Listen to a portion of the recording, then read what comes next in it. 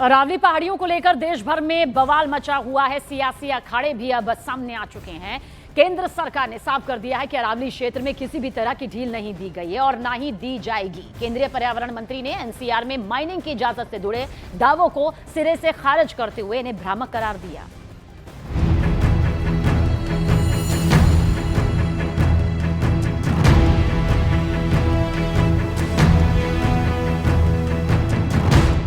अरावली पर केंद्र सरकार का नया दावा। सोशल मीडिया में फैलाया जा रहा है झूठ।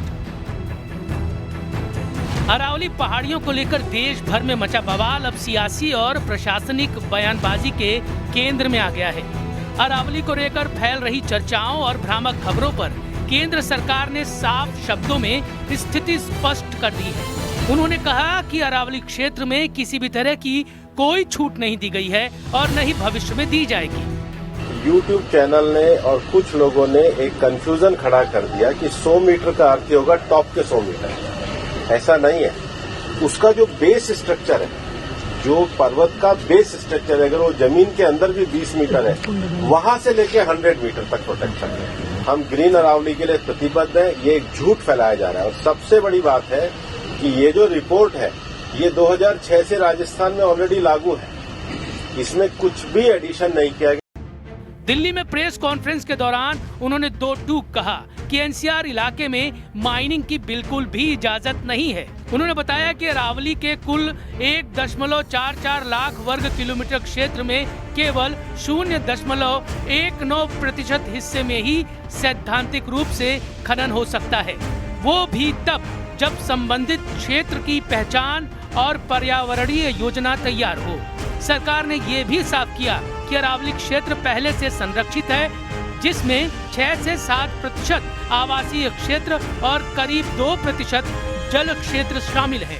केंद्रीय मंत्री ने प्रधानमंत्री मोदी के नेतृत्व में ग्रीन अरावली मूवमेंट का जिक्र करते हुए कहा कि बीते वर्षों में अरावली संरक्षण को लेकर ठोस कदम उठाए गए हैं, जबकि कांग्रेस शासन के दौरान लंबे समय तक माइनिंग होती रही।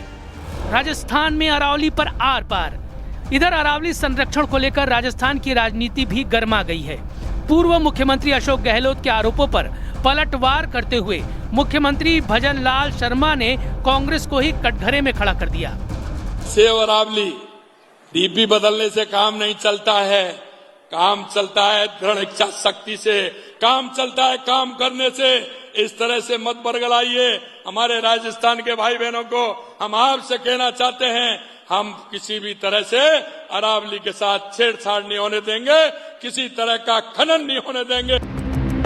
वहीं कांग्रेस ने इस मुद्दे पर सरकार के खिलाफ मोर्चा खोल दिया है। कांग्रेस नेता सचिन पायलट ने 26 दिसंबर को जयपुर में अरावली संरक्षण को लेकर मार्च निकालने का ऐलान किया है।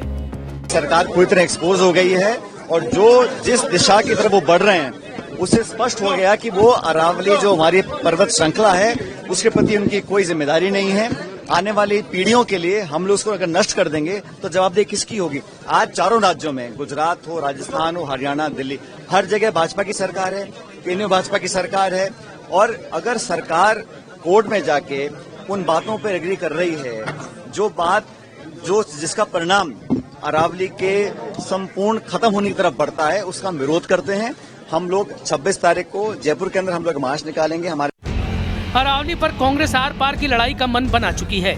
पार्टी का दावा है कि अगर नया आदेश लागू हुआ तो कई राज्यों का पारिस्थितिक संतुलन बिगड़ सकता है।